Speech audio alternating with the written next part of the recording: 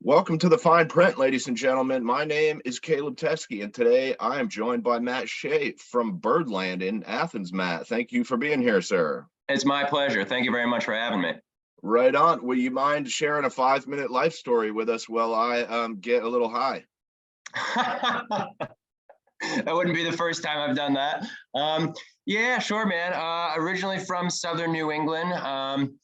Spent the first 18 years of life down there. Ended up leaving the nest, if you will, and moving out west to Oregon, where I, got into spending a lot of time outside, a lot of hiking, camping in the wilderness. And a few years after that, started getting into farming, agriculture.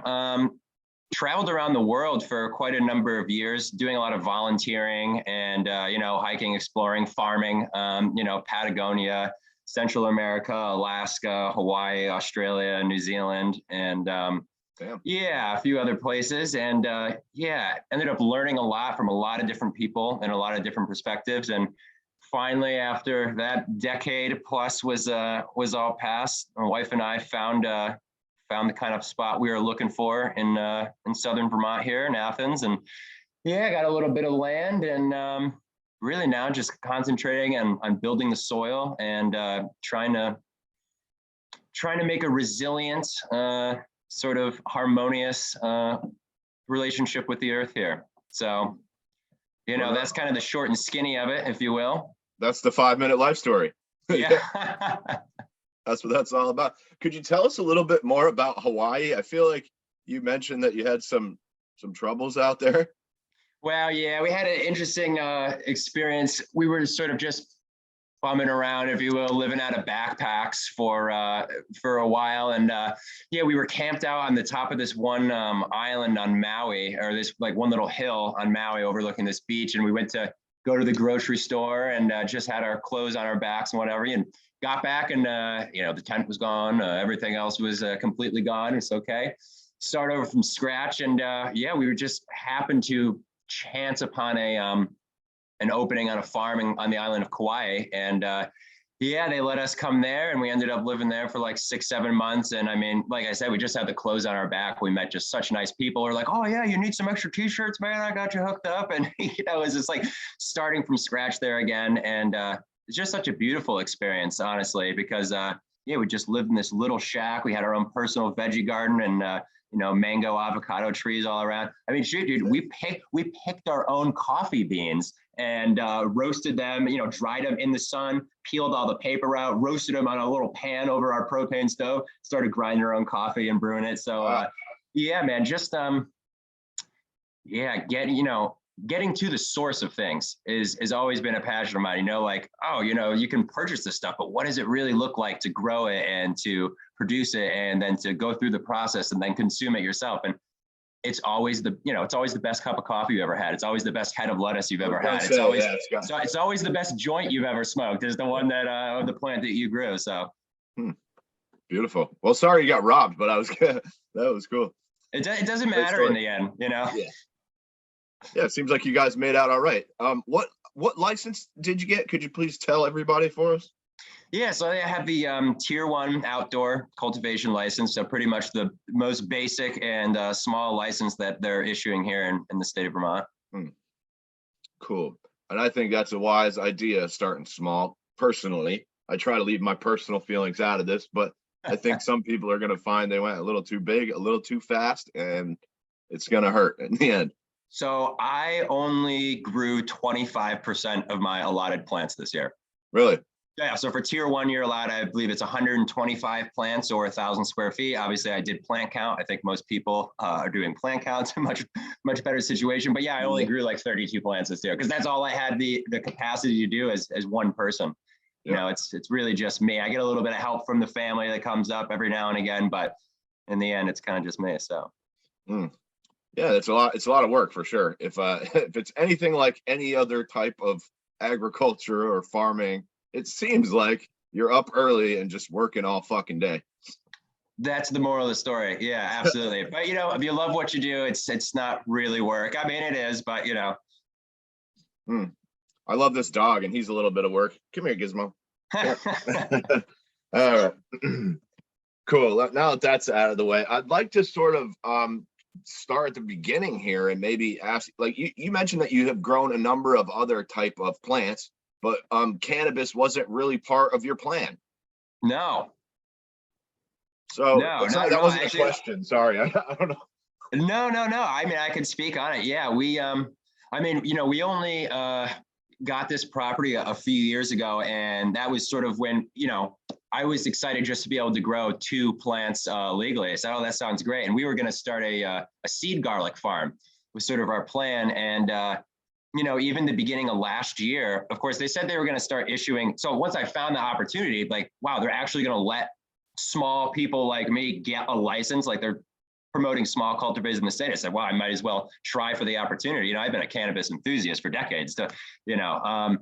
So yeah, but even during that process, it kept getting delayed, and we weren't sure if I was going to get the license. So I mean, I was still growing lettuce, selling it down at the local general store, and just doing vegetables. And yeah, I mean, when I found out that we got the license, it was pretty much one of the most joyous days of my life. And I said, wow, now this is going to be a crop that maybe is a little more worth the labor than the lettuce. So Sure. So yeah. That's odd because I think one of my buddies actually bought out an old lettuce company that went out of business during COVID. Is that right? Yeah, I think Forbin's has moved into an old. It sounded unfortunate. It sounded like if those guys had another couple months, they might have made it through, but they ended up having to fold because all their clients were restaurants and grocery stores that really took a hit during COVID. I think the other thing that like helped motivate me like towards the decision to try to be a licensed cultivator was I was growing a few plants here, and I thought they were coming out pretty good, so I started sharing them with friends. And I was, when I moved up here, I was talking to all these people. I see the kind of stuff that they were consuming, the kind of cannabis, and I said, dude, I think I got something better for you that I could share with you, and then I heard stories of, oh yeah, my buddy got this cannabis laced with fentanyl and this and that. And I said, that's it. That's it. You come to me. Okay. You don't go to anybody you don't trust. I'm growing it here, completely organic. And that's where the whole, like, our business motto is farm to friend cannabis. Right. And that's how it all started, because I was just doing it for my friends and the family. And like, oh, I have a little extra for you. I don't want you smoking that crap. Just come to me. You know what I mean? And then, So I'm trying to just perpetuate that, I'm just trying to stay a small farm and provide a really trustworthy quality product to the local community down here in Southern Vermont. Boy, what a jerk you are. I had to say, I want to throw this in there since you said the thing about fentanyl laced weed. It does seem like most of those stories turn out to be kind of bullshit at the end. I've seen a couple of those come out that were immediately like retracted or corrected, or we found out later that the exposure was from something else that wasn't involved in the cannabis. I want to throw that. But although, I have heard a couple of legit cases of that happening, although they do seem super rare. Well, I hope it is. Yeah, it's more of the fentanyl laced stuff that you sniff. Cocaine, heroin, stuff like that. Absolutely. Yeah. Thank God I never got into that kind of shit. Yeah. Word up. So yeah, I was gonna say, it just seems like growing vegetables is kind of like a thin margin game. And cannabis seems like a nice way to maybe supplement your annual income. Well, and that's the thing too. It's not like I'm stopping growing vegetables. It's not like, oh, okay, here we're gonna never just grow cannabis now. It's like, this is a farm, we need to grow everything. We need to eat, you know what I mean? And our neighbors, still rely on us for a bit of extra produce and stuff like this. So It's not like we're stopping doing that. If anything, it really just gives me the opportunity to like build the farm hopefully in a shorter time frame than I originally had, get a little bit more, anything that we make here is just going to be reinvested into the farm, into the soil, into building resilience here, hopefully get our whole operation solar powered and stuff like that. I mean, that's really the goals. You guys trying to go off the grid? Well, I mean, I think it's less of needing to be off the grid for self-reliance and just the practicality of like, we have some sun exposure, if we can afford to put up some solar panels and just draw energy off of that, why do we need to, be attached to the grid? It's more just practicality in the environment, really. Sure. How much land do you have out there? We actually end up we have 55 acres. Yeah, we got like 35 acres of forest behind us. We're actually connected to the border of our land is conserved land of the Windmill Hill Pinnacle Association. There's like a 30-mile hiking trail back up in the woods there. And then we've got, about 10 acres of open land that was originally in corn when we bought it. And, you know, we talked to the guy who said, look, corn on the land anymore is really not beneficial. It had been in corn for 40 years. So we worked with the local farmer who's been using that land, and we're transitioned to hay. So now we've got a big hay field out there, which is much better for the soil. There's no more chemical inputs or anything going into the ground, no more, you know, herbicides that they were putting on it, no more petroleum-based fertilizers or what have you. So yeah, and I see in Vermont now a lot of the corn, like, boy, I feel like I've read that over 90% of the corn now there's GMO corn, which I know comes along with a lot of pesticide usage traditionally. Exactly. Yeah, and I mean, you know, it's also just corn that they're feeding to the cattle as well. You know, it's mostly silage corn, so it's, you know, it's, yeah, they're not taking care of it that well. It's kind of just plant it, come back, you know, a couple times a year, spray everything, and then harvest it. Yeah, I hate that. Yeah, so yeah, I also, you know, and look, I'm not like a vegetarian or anything, although I'm turning closer to one the more I, you know, because I'll be watching a lot of documentaries about that exact thing, like sort of, you know, all the land that we're wasting just to grow feed crops for cows. You know, it's so inefficient. It's like, why don't you just eat the fucking corn? Right. Yeah. Yeah, I mean, if that field out there that's just going to feed whatever it is, 60 head of cattle. I mean, if we were to put that all into vegetable production, well, you could probably feed a couple of towns, you know, a couple of these small towns around it. I mean, it's that much that could be grown on that parcel. So yeah, which is wild. You know, I still love a cheeseburger, but every time I eat one now, I'm just thinking about like all of the resources that go into that and how sort of inefficient it is, man. Guilt burger. Well, I don't feel that guilty yet. No. And you shouldn't. But as much as we can support our local farmers they're producing meat, then, you know, that's a good thing. We've got a farm down the road that runs like, I don't know, a couple dozen head of cattle. And if I were going to consume beef, I would like to try to support them, you know. Yeah, whenever I buy meat, I do try to find somewhere local to get it. You know, I don't want to buy grocery store meat. I've seen those documentaries too. I know where that shit comes from. It's not pretty. Well, yeah, and I mean, I think in my mind, there's a direct line to cannabis too. Like, this is all local agricultural products, and we want to have the same mentality with cannabis that we do, I think, that we're growing to have with our meat and our vegetables, you know. And I guess my buddy was just telling me, like, the first MSO is opening down in Brattleboro, Theory Wellness or what have you. And, you know, I think there's a lot of us here that are thinking, like, we don't want to support that. That's not where we want to be getting our plant medicine, you know, from a multi-state operator that really puts profits ahead of anything, you know. So I think we're lucky to have a community in Vermont that is really going to hopefully continue to support like the local growers and producers, you know. Yeah, let's hope that hangs on. Because I mean, we've seen, I mean, like, look, just in, you know, the dairy industry, we've seen the consolidation, like after Cabot sold out, you know, I feel like in the next 10 years, we lost about 30% of our small family farms. Like it was like 800, you know, small family farms went out of business, which is the opposite of the claim that there's going to be all these jobs and, you know, this economic development. It's the opposite. Like, yeah, once you give it, I mean, it's sure they do bring some jobs, but, you know, then you look 10 years down the line and half those jobs are gone, you know. Well, and also to me, like, the fact that so much of this sort of agriculture only can exist because of government subsidies going in to bolster it up. I mean, it just doesn't make any sense. Like, you know, the economics of growing food and other things that people consume, like, should definitely be able to work without the government coming in and like subsidizing. I mean, it doesn't make sense, you know.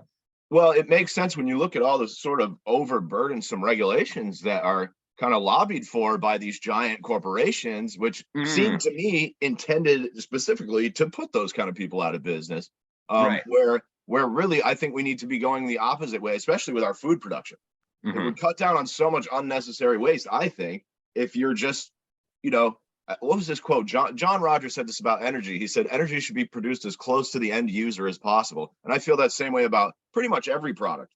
Yes. You know, like, we don't need to be shipping stuff here from China to eat. Like, we could figure this out here, you know. Right. But you know, a lot of these regulations do make it hard to do business, it seems like, on a small scale in agriculture. Yeah, and I mean, like you were saying just earlier about like the lettuce and stuff, it is so hard to make ends meet as like a small producer too. I mean, the fact of like planting the lettuce seed, tending it to this, going out to the field, transplanting it, weeding it, keeping it pest free, cutting it, washing it, delivering it, and then you're getting $2 a head. Yeah. And it's just like, I mean, for that to really work out economically, it's so tough. So yeah. Yeah, that's quite an undertaking, man. God bless you guys, or whatever you believe in. Yeah. I couldn't do it, dude. That's I'm not up that early, and I'm not that persistent. Like sometimes I just want to sleep all day. Well, sometimes if I sleep too late, night farming is possible. Headlamps are pretty bright. Okay, cool. If we could do night farming, I'm in. Yeah, so could you walk us through maybe the application process a little bit? I've been super curious to hear how that's been going for everybody who's gotten into the game. Yeah, sure, I could. Yeah, I did the application all myself and everything, which I actually learned after the fact. There were people hiring attorneys and stuff to be doing their application processes, which is unfortunate because I think there was just a bit of misinformation there because there's a lot of like new business owners trying to get into the space and they just figured, oh, I'm going to need an attorney for this. I need an attorney to form my LLC and all this. But really, with a little bit of internet sleuthing, I kind of found everything pretty doable, pretty intuitive enough. I didn't find the application process to be overly burdensome. I mean, there were a few things where as a small operator like myself, I'm thinking, does this really apply? And, I just put my most honest answers down as far as the information goes. And it seemed like the board was, was pretty receptive and open to that. And I found it pretty intuitive and really just awesome to be able to have the opportunity that I could fill this out myself and get approved. So this is super interesting because I believe you said you got the number 17 license in the state. Yeah. Like right off the bat. And yes. I also interviewed Anna and Josh McDuff, who didn't use a lawyer, and they got the first dispensary license right off the bat. Mm-hmm. And I also talked to Ben Wilcox, who didn't use a lawyer, who was number 19, he said, who, so that's like 3 of the first 20 who didn't use a lawyer now, who got a license very early. Right. Well, to be fully honest, I mean, I think the license application portal, opened 9 a.m. someday, and I was there at 9:05 filling out my license. You better believe it. But other than that, I didn't do anything too special. I mean, the banking and the insurance, if you want to get into that was a pain. We're getting there. Yeah, but as far as the actual license and application that the Cannabis Control Board put together, I would give them a thumbs up. Cool. Well, I mean, shit, let's do the banking then. We might as well, since you mentioned it. I mean, if you care to share who you went with, I'd like to hear. And also, it seemed like there was a bit of a catch-22 where you couldn't get a bank account until you had your license, or you couldn't get your license till you had a bank account. Did you deal with any of that? Yes, I did. And I had to have lots of emails back and forth. It was like, here's the bank saying that we will issue you a bank account once we receive the license from the Cannabis Control Board. And then there'd be a pre-approval from the Cannabis Control Board. So I'm like, yes, we're probably going to approve this person. So that was enough for the bank to make the next step. And it was like jumping back and forth like that until eventually I got it. And I got it with VSECU is who I got my account through. But I heard that after they issued my account and, a number of others, they just stopped. They said, actually, no, now we have too many applications and too many accounts. And now I know a few other people who got licensed, a month or two later than I did. Now they have to do a cash management plan, which to each their own. But to me, that is not how I want to run a business, having just piles of cash sitting around. I mean, that's just makes everything more difficult as far as I'm concerned. But talk to me after about other options. Yeah. Okay. Yeah. They're out there. They're slowly coming online, but they are out there. But that being said, when I was doing this, it was, there was so much misinformation, I think, going around. I was told that VSECU was the only one in the state that were issuing accounts, and then it turned out for just a second. Okay, so maybe beginning, they did come online before anyone else, but New England Federal came on right after. Yeah, and then I think Brattleboro Savings and Loan now is doing accounts for people. Of course they are, because Dan Yates was on the fucking marijuana commission, who was a staunch, right? He was a staunch back in 2017. That's right. He was the representative for the Vermont Bankers Association, and he was a staunch prohibitionist. until they start talking about the tax revenues. And then suddenly, Dan wants to be at the forefront of helping out businesses. Like, I hate bankers. They're so greedy, but that's what they do, right? They make money. So they make money with your money. Yes, that's exactly what they're in business do. I mean, the other thing is, it's so ridiculous. I mean, the fact that they're charging, I mean, I'm getting charged a flat percentage rate of any deposit that I make. They'll be taking, I think it's 1.5%. Yeah, which begs the question, do you even, why not save all your money, maybe deposit like once every 3 months? I don't know. I know you just said you don't want a bunch of cash on hand, but it does set up a situation like where people just wouldn't make deposits, I guess, if that's who their banker was. Right. I don't know. Like, why? Also, who's the other one? Vermont Federal. So there's 4 players, I believe. And I'm still waiting to see what Bank of Burlington does, because I know they just formed, and that's a bunch of local Vermont business guys. And I got a sneaky suspicion that they might be jumping into the game. Yeah. Well, I mean, when you're talking about, being able to charge people either monthly fees for just holding a cannabis account or standard percentage deductions for every deposit they make, seems like a pretty profitable area for the businesses to get in. And I think they're saying, oh, well, we're taking a risk. It's federally illegal. So, we're really doing you a favor. And I'm thinking, really, the whole merger talk too, when VSACU announced the merger, they said, oh, this is for our members. It's like, I don't know. I've been talking to some of your members and they have no fucking idea why you're doing this. Right. I saw the 3 screenshots they posted online, and they're like, here's one of our members. Oh, we're super psyched. And then you go look, it's like, oh, that's some super rich guy with a bunch of businesses. Like, those aren't the average VSECU members, I don't believe. No. That being said, the only difference that I've seen since the merger is my fees have gone down. Oh, so, okay. I'm not going to complain unless I have a legitimate reason to complain. And so far, hasn't been negatively affecting me. Is the merger fully realized at this point? I believe that it is. Yes. Okay. Well, I was curious what was going to happen with those rates, because I know, like you said, 1.5% from VSECU, and New England Federal had that sort of tiered fee structure, depending on your license type. And I was curious to see what they were going to keep after the merger went through, or if they were going to mash them up into some like monster combination. Right. Both. So you're saying your rates actually went down, man? Well, no, just like the cost of making a wire transfer, like general banking sort of fees, actually ended up going down. You used to have a minimum of $25 in your account. Now it's only $5. So there's a few barriers of entry actually that seem a little bit easier. Really? Wow. Yeah, but the 1.5% fee, I haven't heard anything about that changing yet. So. Okay, so I'm a little broke. I might go. I got $25 in there right now. I might go spend that 20. Fuck yeah, I got a VSCCU account. You better double check. You better double check before you really take me up on that. I would. All right, I will. I'm gonna call him up. Be like, yo, Matt told me I could take that 20. I want that 20. All right. What about insurance, man? What did you go with for insurance, if you don't mind me asking? Yeah, well, I was so once again, I was like right at the beginning, and I was on the Cannabis Control Board meetings, like where people were like, who can possibly insure us? And the only name that I got at the beginning was actually Josh McDuff over at Kinney Pike. And so I went and called him, and of course, him and his partner, I guess, are owning Mountain Girl Cannabis in Rutland. So, he knew what he was talking about, and I knew super helpful, ended up getting me a policy. It's one of these things where it's really just, once again, the industry at large just making money off the fact that I have a license, because the insurance doesn't really cover me for anything that I would ever use, and it's a pretty. What are you covered for? Just liability? Just liability, I guess, if I get sued because my weed makes someone go crazy. I don't know. I don't even know. If someone comes on your property and injures himself.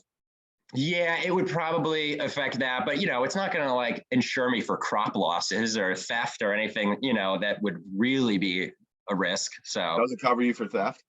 No, not that I understand. And I don't like to blame Josh for that, because I know he didn't invent the insurance industry, but yeah, although I did hear that his place has the best rates in the state, but is that right? That is what I've heard. Please don't quote me.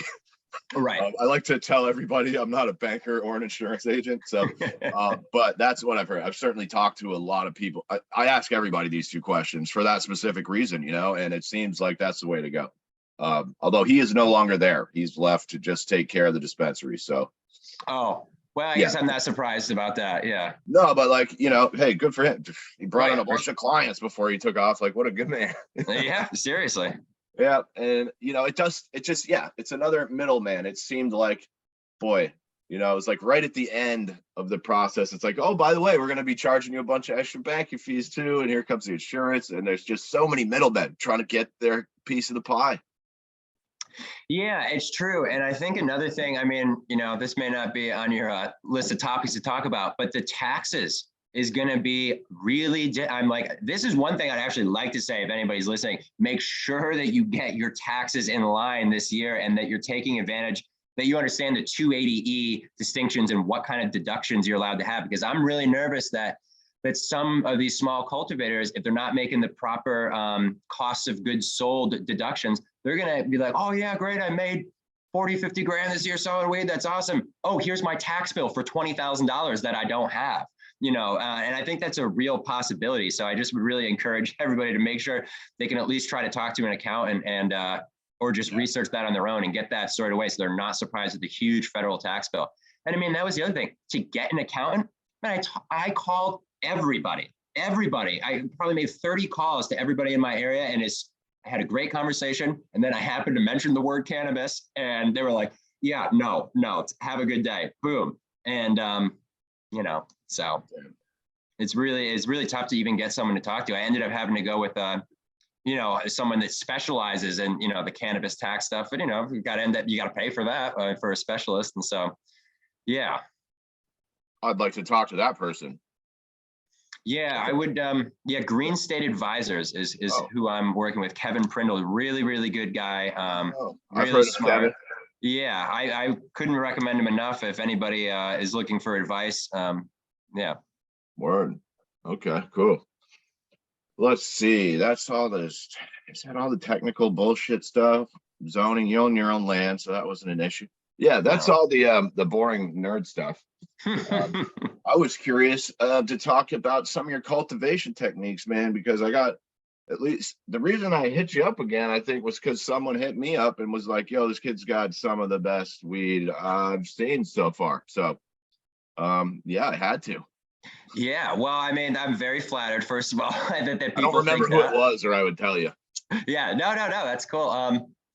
No, I think, well, first of all, of course, we're all, organic. They were focused on building soil and sort of regenerative techniques with the soil food web, letting the natural processes, in the rhizosphere sort of feed the plants as much as possible. But I would like to think that part of the reason maybe that the some of the flower stands out as exceptional, it would be because of our hoop houses.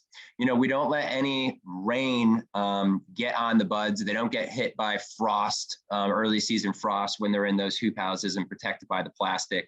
So I think that really helps elevate it to a different level. You've got all of the trichomes perfectly preserved. You've got all the terpenes that can really come through. They're not sort of hit by those September rains and sort of, washed away a little bit. So I would like to think that's probably a little bit of the difference that you can distinguish. Wow, this is not just outdoor, this is like maybe outdoor plus. I like to think it's the best of both worlds, because you got sun grown, you got the actual sun grown, you're actually in the earth communicating with the soil in your local area, but you have that little bit of extra protection and that little bit of, extra quality, I think, comes out of it. A little longer growing season. Yeah, we could probably push it a little bit longer, but considering we happen to be in a valley, the cold sort of sinks in. So that probably balances it out. I would say, though, an earlier growing season, whether or not we can go too much later, I'm not really sure, but you can definitely get extended, like in length, total length, sure, from wherever. Yeah, exactly. A little bit earlier for sure. All right, cool. But yeah. And is that like, what do you call it? Light depth? Yeah, I would like to get into light depth, but that involves more pulling blackout tarps so that you're tricking that plant into thinking it's 12/12 light when it's summer solstice or something like that. So we're not actually doing that. I'm still just growing them with the natural light cycle. One of the things you do have to be a little aware of, I have got small hoop houses that I built by hand. I bent all the metal, I pre-drill all the things, smash it all down, and they're not that tall. So, when I could plant in May, and it would be, they would grow and fine. In August, they'd be poking against the ceiling and out of the plastic. So I actually have to time that just right so that what I want is like this much room in between the top of the bud and the plastic, and that actually turns out to be kind of late, like even summer solstice, to put the plants actually in the ground. No shit. I'm learning something. Sorry, that one. Sometimes you guys catch me off guard with information. It takes me a few seconds to process. I never learned. My mom's always been into gardening my whole life, and I've always wanted to get into it. I'm just like not that outdoorsy of a guy, and I don't like bugs, so it seems like probably the worst thing to get into. But man, yeah, it is fascinating. I should try sometime. I've learned so much about growing. Like, I feel like I've talked to some of the best growers in the state, and I have to try. Once you actually witness and are a part of that miracle of a seed growing into a full plant that you can use, you'll likely get hooked. It's pretty hard to go back once you do it. I feel like that might be the case. And then I'd probably turn into a wicked snob, and I'd just be like, get that shit away from me. Oh, yeah. Well, yeah, like one joke that I always make is like everybody who's grown at least one pot plant in their life is pretty sure that they grow the best weed. You know what I mean? It's just like, it always says that because, well, it's that pride thing. The first head of lettuce that I ever grew myself and ate was the best head of lettuce I ever tasted, so. Hey, might not have been so for anybody else, but for me, maybe it was the best. Yeah. You never know. Right. I did want to talk. So you mentioned they were growing corn out there before, and now you've got it sounds like a number of other things. And maybe we talked about doing cover crops. Was that us? Yeah, we did talk a little bit about that. Sure. And I feel like corn, if they were growing it like that, is going to burn out your soil. Like, how do you go about bringing it back to life, so to speak? I mean, yeah, absolutely. And it's organic matter, especially down in our valley. We have some pretty sandy soil. And so, it'll just dry out super quick. And I think it's probably because they plowed it twice a year, every year too, and you're losing a lot of that structure. And so compost, obviously, that's just the key. You got to just heavy application of the compost. But the other thing is cover crops, which is a lot cheaper than applying a ton of compost. It takes a little longer, but that's also really the way that not only are you putting organic matter into the soil versus, from the root systems of the cover crop, plus the actual, you let it grow up this much, and then you either, knock it down and till it in, or you do something that winter kills, and that just has a nice mulch that builds organic matter. But it's also having alive roots in the soil constantly is all about maximizing the photosynthesis of the area. And that attracts all of these microorganisms that actually perpetuate the soil process of nutrient cycling. That allows them to continue to thrive and build communities. Because if you have bare soil and it dries out, they die. And then you need to go through the process of rebuilding that soil life and diversity again. So really keeping something alive in the soil at all times and always having photosynthesis happening is the way to really continue to build, because that's nature. There's no bare soil doesn't exist in nature for more than whatever, a couple of weeks, and then something comes in, depending on the time of year. But that's how you have to think about the fields too, I think. So, and and it's cool because there's so many varieties of cover crops for different times of the season, right? So I actually planted a cover crop in November in these hoop houses, like mid-November, and you're thinking, how do you get stuff to grow in mid-November? Well, you just got to choose the right stuff. So winter rye can grow down to it survives -40 degrees. So you can plant kale. Kale is pretty hardy. Kale is super hardy. Yeah, we had kale in the hoop house last year. We were harvesting until January. That'll stay around. Oh yeah, absolutely. There's a lot of stuff. You'd be surprised too. I had spinach out in the field last year that I didn't harvest all the way, and it got covered in snow, and I put some mulch on it. And I came back in April, new spinach was growing right up out of it. I said, since when is spinach a perennial? But things survive, man. It's incredible. Life finds a way. Life always does. Wow, that's amazing. So how long do you think it would take to can you rebuild the soil? Say you moved into a Monsanto cornfield. How many seasons do you think it would take to bring that back to a good place? Well, it would definitely also depend on what you were left with and what you started with. I mean, for the first 3 years, you'd want to be a little cautious because that's the window they say for the pesticides and all the nasty crap they're putting down to really, you know, kind of not be there Yeah. in significant quantities anymore. But I always say, you know, the way I see it is you can start planting right away. It's a lifelong journey. There isn't like, oh, I got to do this, and then in 3 years, once I follow this method, I'm going to have great soil. It's not like that. Every single year, we're striving to improve the soil, and I don't see like there's no horizon. I just see something that gets better and better and better the more like love and time you put into it. So you'll just notice things getting better over the years. But you start planting year one. I mean, that's what I say. Start growing stuff. You know. So I like it. Hell yeah. Let's see. I'm getting towards the end here. What do we got? Oh, you said something about uh coconut water? yeah. Okay. No, I'm kidding. No, absolutely. You know, and I mean, I think we were talking about this, like, you know, I was saying, you know, cannabis really is a plant. It grows. Do you really need to do all these crazy voodoo things to spoil it?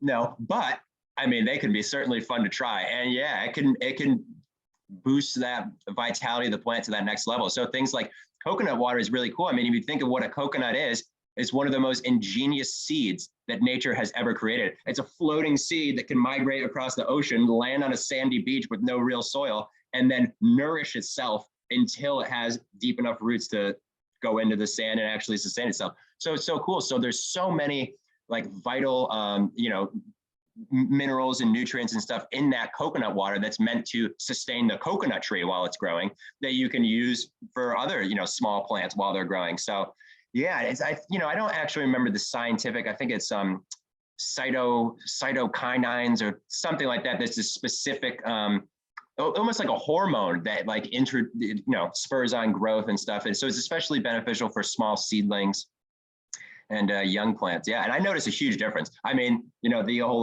the plants praying thing where the leaves just shoot up and they look so happy. Some people call it the, plant yoga. You can see that right away when you give them some of this coconut water, man. They just love it.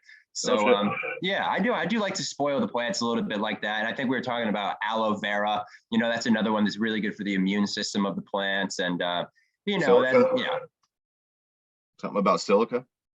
Yeah, silica as well is another thing that's good for the immune systems of the plants. I mean, part of the philosophy of this organic sort of natural farming method is we want the plant to be as strong as it can on its own and using its natural processes. We don't want to be having weak plants cause disease. Weak plants get sick. Weak plants get attacked by bugs. So you just want to cut that all off at the start and not have to try to solve those problems once they happen.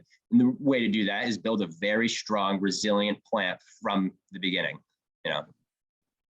That makes sense. Yeah. I feel like that same sort of thing might be true for humans. Yes.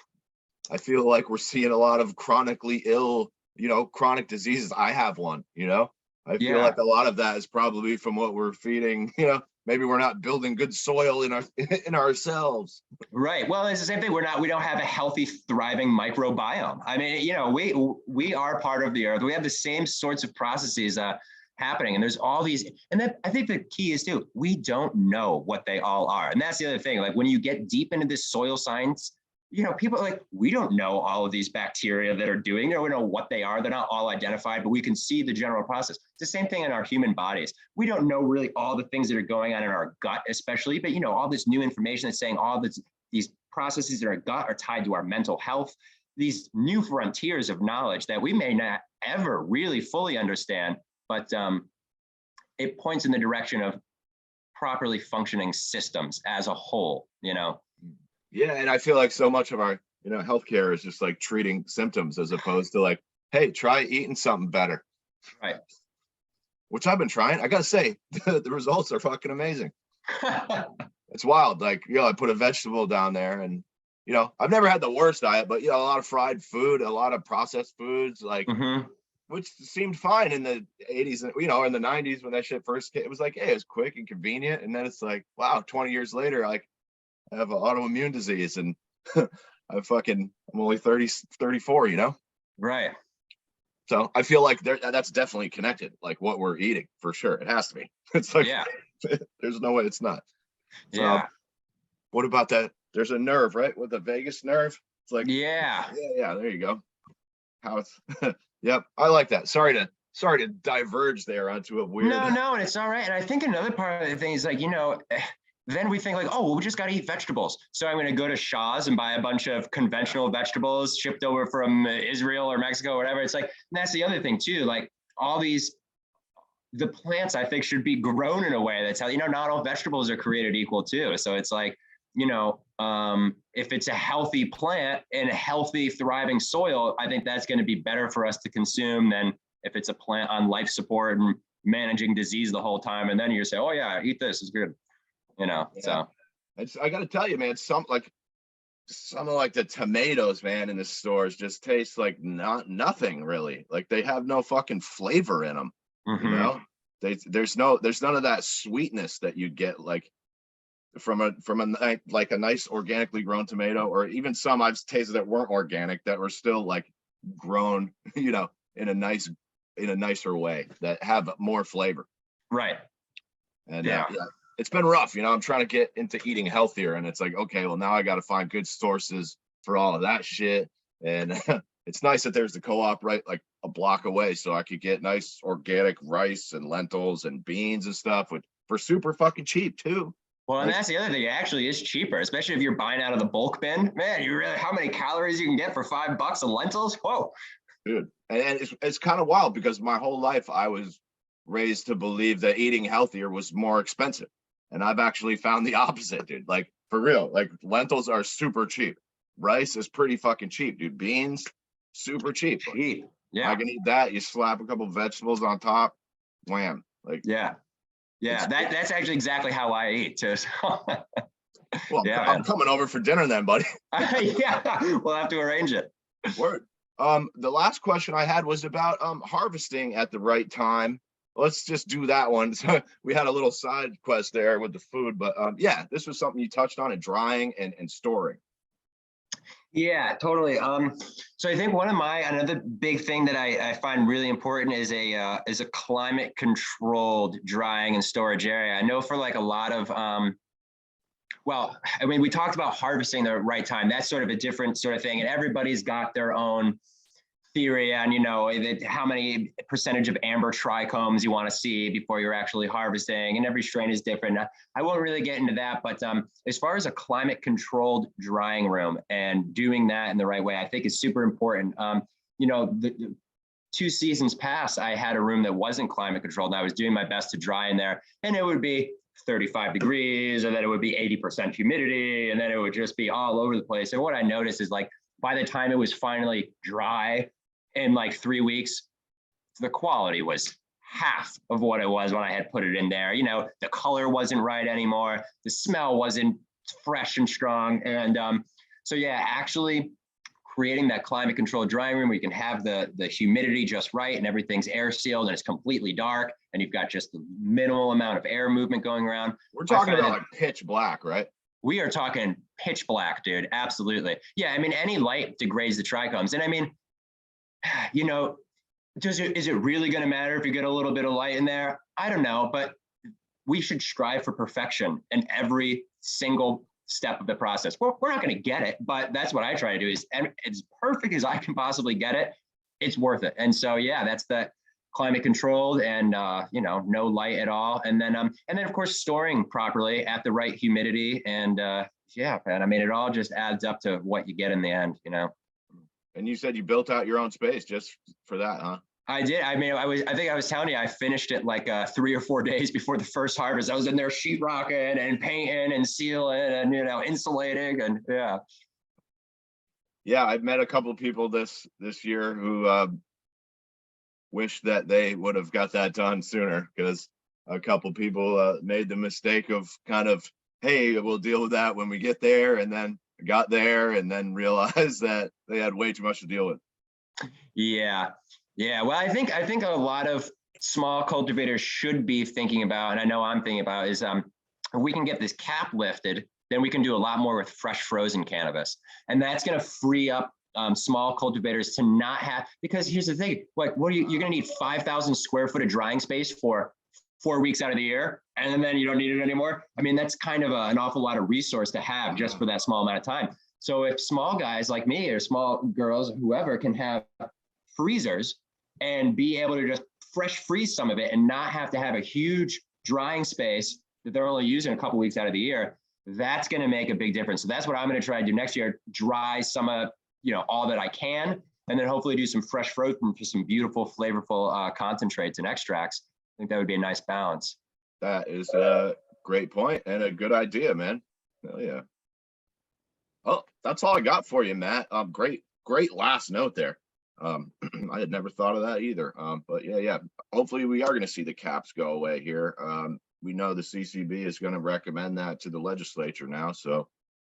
Right. And we've got, I think, 30% of the people in the legislature now are brand new. So hopefully, the vote will change and we'll get that cap taken away. Come on, David Templeman.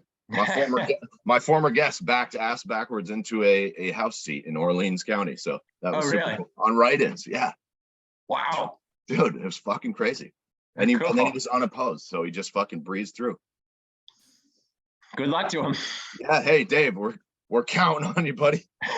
All right, cool. Matt Shea from Birdland. Thanks so much for your time. If you have any final thoughts or shameless plugs or shout outs you want to do, I usually give the guests the last word, but thanks for your time, dude. This has been a pleasure.